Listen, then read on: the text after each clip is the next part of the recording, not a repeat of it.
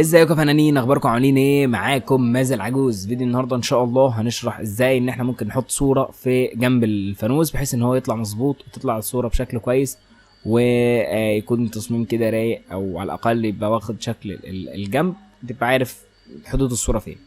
تمام. الموضوع ده اتطلب مني، وطبعا عشان داخلين في شهر رمضان ف قلت ان احنا ننزل الفيديو ده. في فيديوهات كتيره المفروض هتنزل على القناه، فانت لو مش مشترك اشترك في القناه وادعي لنا كده بالتسهيل اللي انا اشتغل على الفيديوهات دي. بس فعلا يعني الموضوع بياخد وقت، و ان شاء الله يعني هتنزل في اقرب فرصه ممكنه.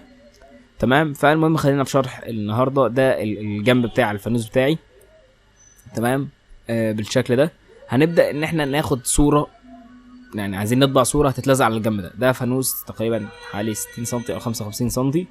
تمام. هنحتاج ان احنا نطبع الجنب بتاعه. ف بفتح طبعا الكوريل. بيكون الافضل انك تشتغل على الكوريل، انه خلاص عادي يعني انت الجنب مظبوط الدنيا تمام التمام، وتطبع من على الكوريل عادي. مش شرط انك تطبع من الفوتوشوب، لان في ناس لازم تعمل الصوره على الفوتوشوب بتاع والكلام ده. مش شرط، كل حاجه تقدر تعملها من الكوريل. الكوريل على فكره من البرامج الجميله جدا والمميزه جدا. تمام. هضيف الصوره دلوقتي للملف ده. دي كده الصوره اللي انا هعملها. هحتاج ان انا اكبر الصوره مش الفانوس. يعني انا المفروض ممكن ان انا اعمل كده اهو واظبطها، لا ده غلط. ليه؟ لان انت الجنب ده مقاسه ثابت. تمام. يعني الجنب ده خلاص انت اوريدي قصه مقصوص بنفس تفاصيله بنفس مقاساته بنفس كل شيء. تمام. فان انت تلعب في مقاس ده غلط، هتلعب في المقاس بتاع الصوره. فببدا ان انا اكبر الصوره، وليكن باخد مقاس دي هنا. دي عطياني هنا 285 مللي، يعني 28 سم تقريبا ونص. فباجي هنا اقفل القفل واجي عامل الصوره نفس المقاس بالشكل ده. تمام. وبعد كده باجي جايب الاتنين كده على بعض، كنترول سي واي. تمام. بالشكل ده. لو جيت عملتها مش هتظبط معايا كده. المفروض نعمل ايه؟ المفروض نخلي دي تكون فوق. فقدامك حل من اتنين، يا اما تدوس كنترول اكس بعد كده كنترول في فكده بقت فوق، يا اما كنترول زي، يا اما بتيجي هنا كليك يمين بعد كده اوردر، كليك يمين اوردر بعد كده فرونت اوف بيج، او بتضغط على كنترول في الكيبورد وزرار الهوم. تمام. دي او دي هتشتغل معاك، بتخليها فرونت اوف بيج هتلاقيها ظبطت معاك. بعد كده باجي مسنتر تاني.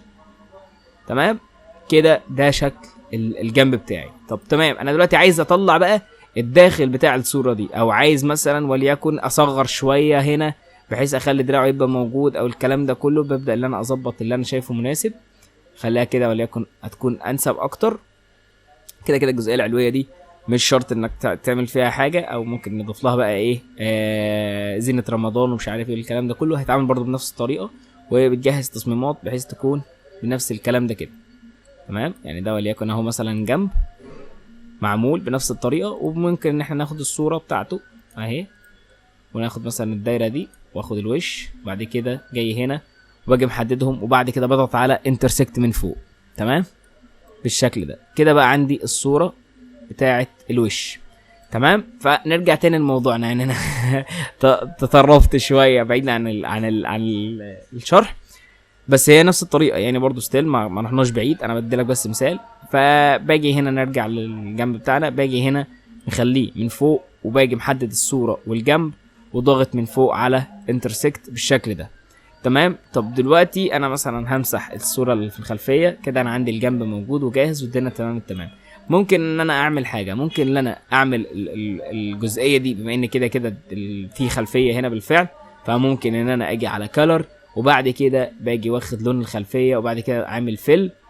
تمام. وبعد كده باجي هنا ومرجعها بخليها اوردر وبخليها باك اوف بيج بالشكل ده. كده بقى عندي الجنب تحفه وزي الفل 100 فل 14.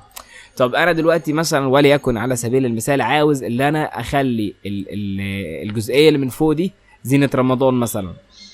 هجيب صوره زينه كده وارجع لكم لحظه، وليكن الصوره دي هي اللي هعملها. باجي جايب الاطار اللي احنا عاملينه ده، بعمله هنا نو فيل، خليه برضو اوتلاين عادي، وباجي مثلا محددها. بس هو الافضل هيكون ايه؟ الافضل ان الصوره دي ما تكونش بتاع ده، يا ربي ما تكونش متجمعه زي كده. يعني يكون افضل لو دي فيكتور. تمام. هنا انت عندك دي الحاجات دي كلها تقدر انك تحركها هنا وهنا والكلام ده كله، لكن احنا عايزين الزينه بس والزينه متجمعه على الصورة بالشكل ده، فمش هينفع ان احنا نستخدمها للأسف. فانا بس بدي لك مثال. فانا لكن هنجيبها هنا كده اهو، خليها كده من فوق. وبعد كده باجي هنا وضغط على انترسكت برضو بنفس الطريقة. وبكده بقى عندك الشكل بتاع الفانوس اللي هي الجزئية اللي من فوق، وبتحطها من هنا كده مثلا وليكن. ماشي. فانا مثلا هجرب اعمل حاجة، اجي هنا على كويك تريس ماشي بالشكل ده. وبعد كده باجي اعمل انجروب، وباجي محدد الكلام ده كله ملوش لازمة بالنسبة لي. ماشي بالشكل ده كده، وخليهم مثلا نجمتين والهلال دول، وباجي حاططهم بالطريقة دي. تمام. اعتقد كده لحد ما ظريفة بس كده. واعتقد ده كده يعني ايه واضح الشرح اكبر قدر ممكن. انا والله بس للاسف مضغوط بس شويه، فحاسس ان انا اساسا مش مركز شويه وانا بشرح. فيا رب تكونوا استفدتوا وما كنتش اتاخرت عليكم في الفيديو ده. ان شاء الله انا حابب قدر الامكان ان انا انزله النهارده عشان الموسم يعني كل سنه وانتم طيبين. ادعوا لي بالتسهيل ودعوه حلوه كده منكم يعني في الايام المفترجه دي. كل سنه وانتم طيبين. السلام عليكم.